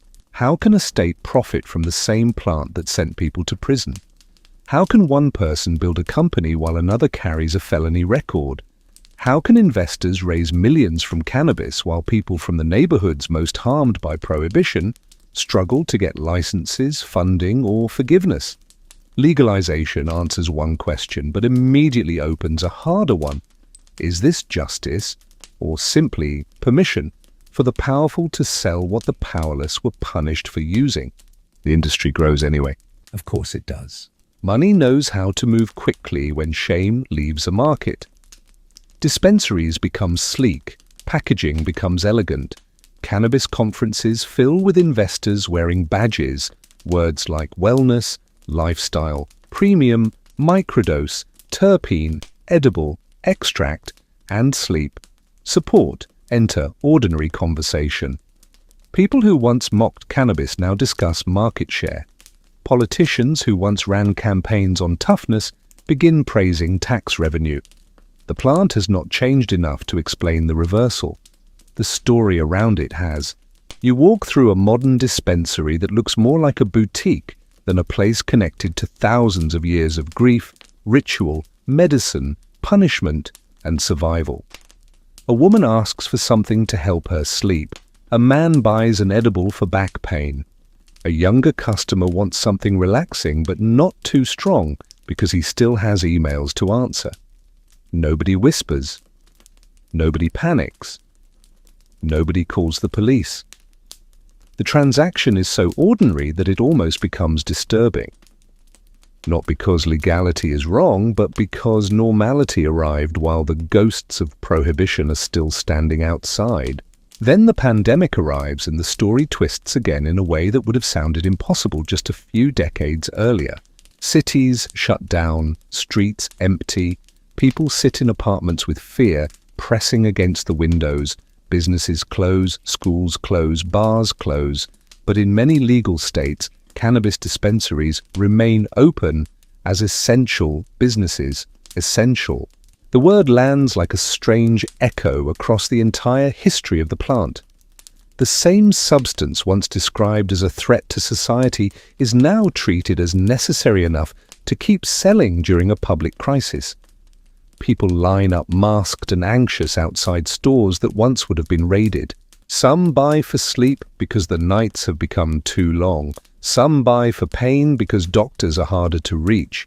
Some buy because isolation has made their own minds feel unsafe. Some buy simply because the world is frightening and humans have always reached for something when fear becomes too heavy to carry alone. The ancient pattern returns in modern clothing. A plant near anxiety. A plant near uncertainty. A plant near the need to endure. And still the injustice remains. In one city, a legal dispensary delivers cannabis to a customer's door. In another place, someone remains in prison for a cannabis offense. In one neighborhood, investors celebrate expansion. In another, families are still living with the consequences of old arrests. Expungement becomes a word repeated in hearings and campaigns. Social equity becomes a promise, sometimes sincere, sometimes decorative. Governments try to repair damage they spent decades creating, but repair is slower than profit and far slower than harm. This is where the final shape of the mystery begins to appear. Cannabis survived prohibition. It survived propaganda. It survived medical dismissal. It survived police raids, prison sentences, moral panic, and ridicule. But survival is not the same as justice, and legalization is not the same as memory. The plant has emerged into the open, but the history attached to it has not been resolved. Every glass counter carries the shadow of someone who once stood before a judge. Every legal sale asks an unspoken question about all the illegal lives that came before it. You stand at the edge of the present and look backward. The ancient tent is still there. The woman twisting fiber is still there. The healer preparing bitter medicine is still there. The devotees drinking bang are still there. The port workers handling hemp rope are still there. The jazz musician passing a joint in a back room is still there. The patient trying to eat is still there. The prisoner is still there. The investor is there too, smiling under soft lighting, explaining brand identity to a room full of people who have never had to run from police for the plant now printed on their business cards. That is not a simple comeback. It is a mirror held up to civilization. And maybe that is the answer the entire story has been moving toward. Weed was never only a plant. It became whatever humans needed it to be, and then whatever powerful people feared it might become. It was survival when survival was the question, medicine when pain was the question, sacred when the divine was the question, dangerous when control was the question, criminal when punishment was useful, profitable when the market finally discovered what ordinary people had known all along. So now as you sit in this strange modern world where cannabis can be ordered from a phone, prescribed by a doctor, sold in bright stores, debated in parliaments, studied in laboratories, and still used as an excuse to punish people in places that refuse to let go of the old fear, the final question becomes impossible to avoid. Was humanity ever really afraid of weed? Or was humanity afraid of what weed revealed? That people seek relief even when laws forbid it. That bodies remember what institutions deny, that altered states can become sacred, medical, political, intimate, rebellious, profitable, or dangerous depending on who controls the story. That a plant can expose the fault lines of an entire society simply by growing where it is not supposed to grow. The smoke rises one last time, not from a Scythian tent now, not from a temple courtyard, not from a jazz club, not from a patient's window, but from everywhere at once, ancient and modern, legal and illegal, sacred and commercial, personal and political. It curls upward through thousands of years of human fear and human longing, and for a moment the entire story becomes clear. The plant did not force humanity to contradict itself. It only gave humanity a place to show its contradictions. And that is why the mystery never truly ends.